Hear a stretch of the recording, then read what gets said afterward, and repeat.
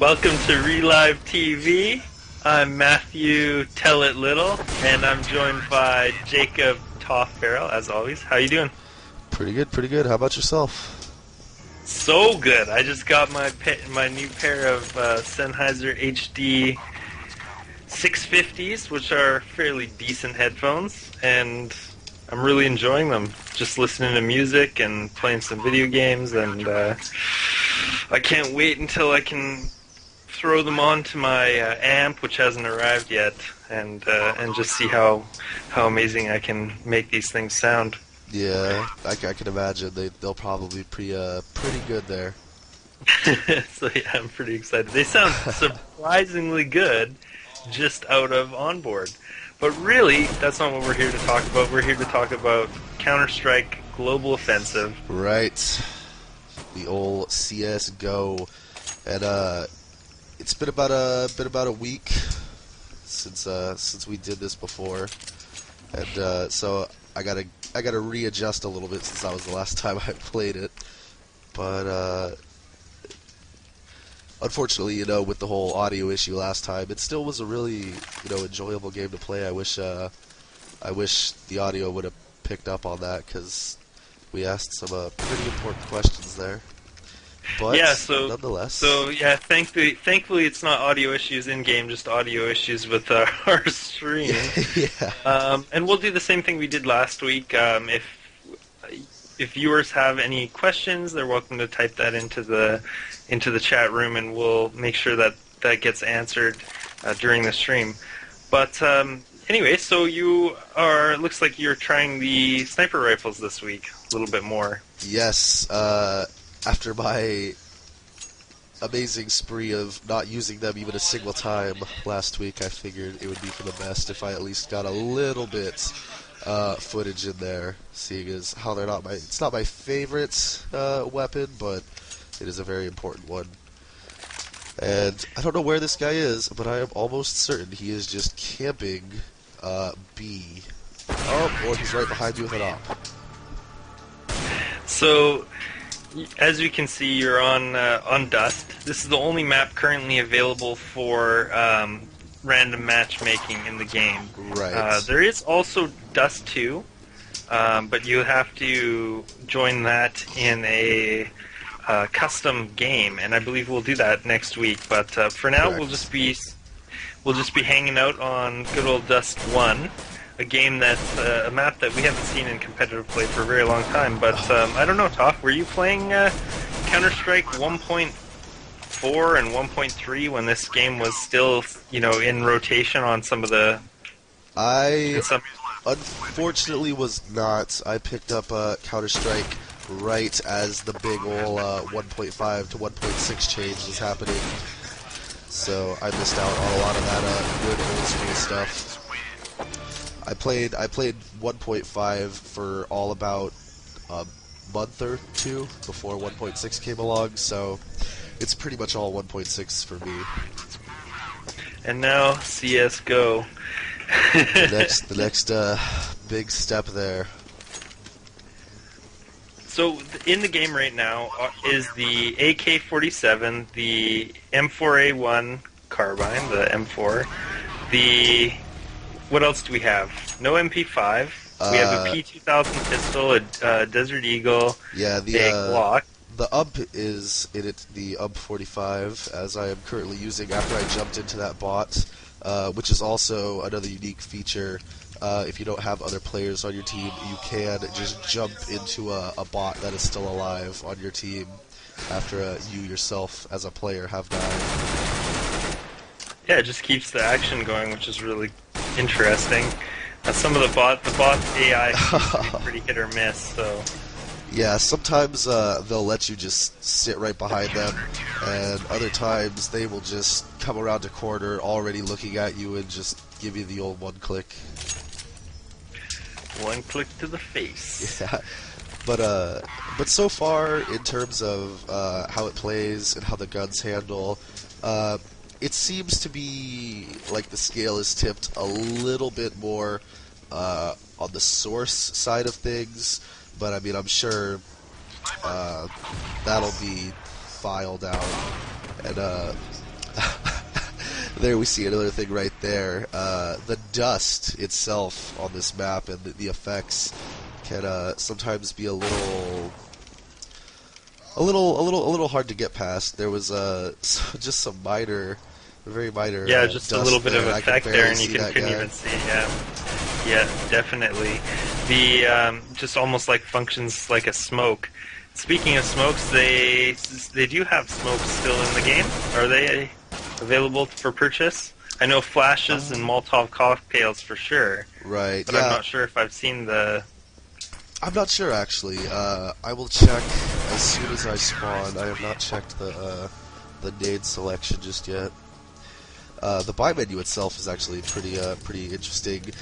If you are used to the old Counter-Strike binds, you will not be at home at all, as it's completely different. As we see, 1 is for the rifles, 2 for the submachine guns, 3 for the pistols, and 4 for all the extras. It looks like they do have all kinds, all the nades, as well as some extra ones. Here we have the decoy grenade and the Molotov cocktail. I actually did not know about the decoy grenade at all. It's a let's see what it says: a diversionary device that can be used to simulate weapons discharge. Well, So, it is a bit interesting actually, and the cool thing that they added to the game before the public. I guess it's not exactly a public beta, but before the beta was released a little more widely, is that whatever gun you're holding, when you throw the decoy grenade, it'll make sounds from that gun. oh, okay. So, So that could definitely have some really good use, especially in more competitive play.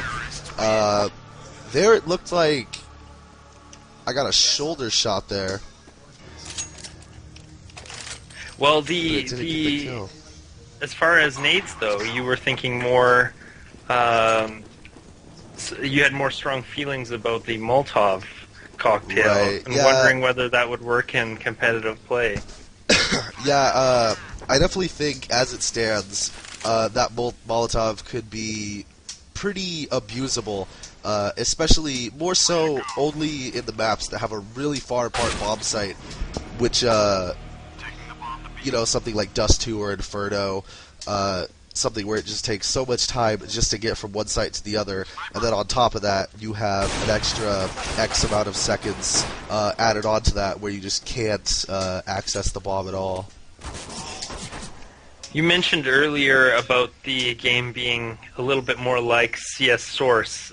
What are some examples of how it resembles Source? So far, some of the more source resemblances is definitely the movement, just the flow of the game altogether, the movement of the character hitboxes and things like that, as well as the way the guns fire and the sprays themselves. I know they're definitely trying to go for more of a mix, but as it stands, it's definitely definitely seems like 60% source, maybe 65, and then 35 to 40% 1.6, as we see here with the AK, which is known even in 1.6 to have a pretty sporadic, pattern. The first couple of shots go, and then it seems like it goes quite a bit up there. I'm not too far away from the wall that I was shooting there, so it didn't quite go too crazy. That actually looks like it would be pretty good if you just control the recoil properly. But definitely from a further distance, if I didn't just get completely nailed there by that op, it's extremely hard to spray.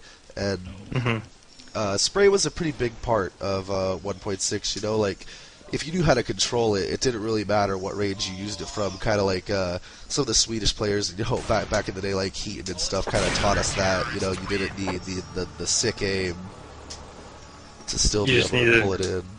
Yeah, you just needed sick spray control. Yeah. It was just a technique unto itself. But I also noticed from my playthrough the crouching, the slightly delayed crouching. Oh, right. It's just a little thing, but I think little things like that, they tend to add up and detract from the overall smoothness of the gameplay. But, it's not a deal breaker in and of itself. Yeah. What's something that's more 1.6 related? You said 35% 1.6. Is that just like a something you feel that's in the design, or is that something you can point out? Like, what's a 1.6 like aspect of the game? Definitely something more 1.6 like is the fact that there are spray patterns now. They do go in a predetermined pattern. How many of those there are, I don't know, and what the patterns are, I don't know yet. But instead of sources completely random, the bullets go wherever our random number generator puts them. That is a huge difference, and I think definitely on a competitive level, that eliminates some of the randomness of the game and puts emphasis back on strategy. So, what do you think about the competitive aspect of the game? Is this something that you could see yourself playing, or or professional players from 1.6 or former professional players from 1.6 and CS Source to move on to, or do you think that's really remains to be seen? Yeah, it definitely has the potential.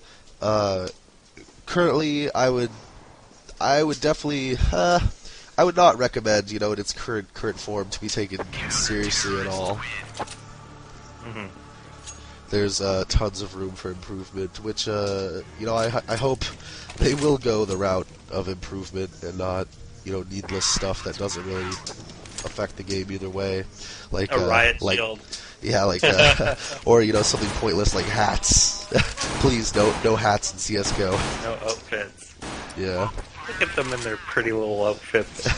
So, but it is an enjoyable game. I mean, just from my experience with it, I thought, this is pretty fun. If there's more maps, if there's, if you're able to use the competitive mode where you've got friendly fire activated, where you can't exactly, like you were mentioning before, warp into your teammates, into the bots. There's no bots, really, essentially.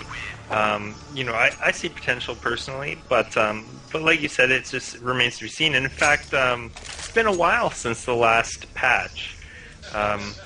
We haven't seen. We still just have one map, and it's been, two maps with the custom games, and it's been months now.